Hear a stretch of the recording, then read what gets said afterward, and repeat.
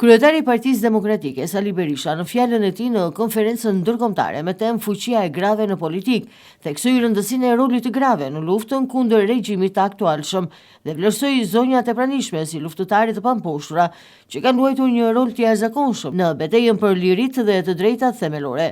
Berisha kujtoi se në vitet 1990-1992 kishte një organizim real për mbrojtjen e lirisë dhe të drejtave në Europë, duke patur gjithashtu edhe një interes të madh për Shqipërinë. Në rast se në vitet 90-92, siç e theksoi e nderuara Doris Pack, në Europë kishte një interes real për liritë dhe drejtat themelore, organizoheshin konferenca, flitej në mënyrë të vazhdueshme. Sot nuk flitet shumë për liritë dhe drejtat themelore të një kombi që vuan një narkodiktaturë. Sot rastet konkrete mbyllen me një formulë bizare, nuk komentojmë për raste konkrete.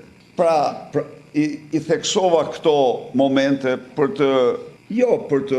sepse këto janë gjërat ashtu më të njohura dhe këto zonja që shihni këtu janë luftëtarët pamposhtura kundër këtij regjimi